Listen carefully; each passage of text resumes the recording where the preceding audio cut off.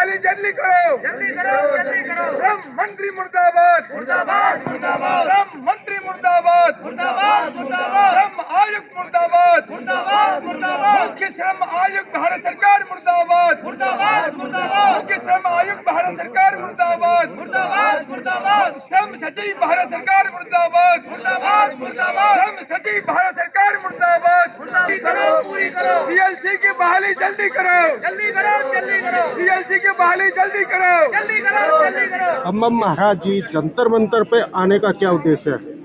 जंतर मंतर पर आने का सबसे बड़ा उद्देश्य मजदूरों का हक की लड़ाई को, जो हम लोग कानून के सहारे लड़ते हैं और जिसके लिए क्षेत्रीय श्रम आयुक्त का कार्यालय जीवनदीप बिल्डिंग 4थी मंजिल पर है, जहां पर हमारी विवाद लगती है। मजदूरों के हक की लड़ाई के लिए हम केस लगाते हैं, अपनी अर्जी लगाते हैं और वहां पर कोई भी अधिकारी आरएलसी नहीं है। और ये चीज़ 26/10/2020 से लेकर 26/12/2022 तक के समय में कोई भी आरएलसी परमानेंट कार्य नहीं किया है, टेम्पोररी आया गया।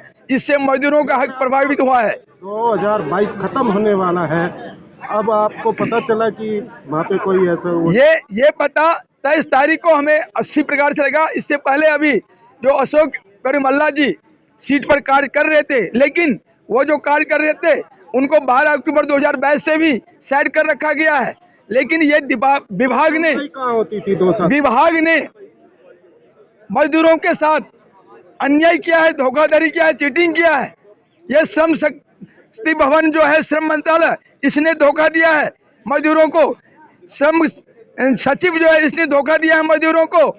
जो मुख्य श्रम आयुक्त है इसने धोखा दिया है मजदूरों को और इसका परिणाम मजदूर भुगता है, उनका हक मरा है। जब ये जानकारी मिली तब हम इसके लिए लड़ाई लड़ने के लिए तत्काल तैयार हुए और आज आपके सामने हैं और ये ज्ञापन देकर इनसे मांग करते हैं। ज्ञापन किसको दे रहे हैं? ज्ञापन हम दे रहे हैं श्रम सचिव को, मुख्य श्रम आयुक्त को, श्रम मंत्री को, गृह मंत्री को, कानून मंत्री को और प्रधानमंत्री, सभी भारत सरकार के ये मंत्रालय में शामिल हैं। इनको, चूंकि इनसे ही रिलेटेड ये मैटर है, इनसे हम मांग कर रहे हैं कि ये अस्थायी तौर पर आरएलसी की नियुक्ति करें।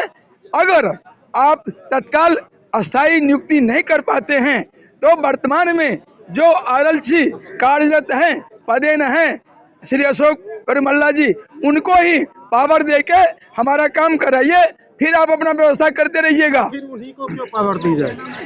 तत्काल वैकल्पिक तौर पर अगर आपके पास विकल्प नहीं है तो हमारे लिए मजबूरी है।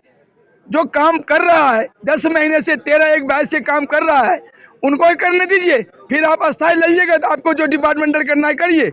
हमारा काम सफर नहीं हो, इसके लिए आपको तत्काल उसको ही काम करने दीजिए। कितने मजदूरों को अब तक नहीं उनका लाभ मिला? अगर ऐसे हम मजदूरों को गिनती करेंगे तो एक नहीं, यहाँ पर सैकड़ों ट्रेड यूनियनिस्ट के केस वहाँ लगते हैं और उसके हिसाब से लाखों मजदूर प्रभावित हुआ है।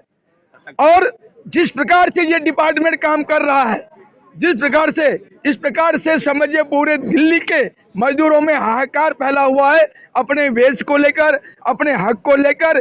कंस्ट्रक्शन लेबर लॉ 1998 का जो सुविधा है वो किसी को मिल ही नहीं रहा है। ये दिल्ली सरकार से आप चाह रहे हैं या केंद्र सरकार? ये केंद्र सरकार की बात है। यहाँ पर जो कार्यालय है वो केंद्र सरकार की है, दिल्ली सरकार का नहीं है। यहाँ सेंट्रल गवर्नमेंट से रिलेटेड मैटर है। और समाजवादी लेबर फ्रंट और बम महाराज जी कहाँ तक ये लड़ाई लड़ेंगे? ये समाजवादी लेबर फ्रंट और बम महाराज अकेले लड़ाई नहीं लड़ रहे हैं, हमारे साथ दिल्ली के समस्त ट्रेड यूनियनिस्ट की लड़ाई है। ये हमारे भाई शमीम जी हैं ट्रेड यूनियनिस्ट, हमारे ये MK Mishra ji trade unionist हैं और जो भी हैं तकरीबन यहाँ जो भी आए हुए हैं सब किसी न किसी ट्रेड यूनियन से ही जुड़े हुए व्यक्ति हैं। तो ये अकेले हमारी लड़ाई नहीं है, बल्कि ये पूरे दिल्ली के ट्रेड यूनियनिस्टों की लड़ाई है और पूरे दिल्ली के मजदूरों की लड़ाई है। इसलिए इसमें अकेले बम महाराज कहीं नहीं है। बम महाराज एक छोटा सा प्यादा है, बाकी लड़ाई तो मजदूरों की है और सभी ट्रेड यूनियनिस्टों की है।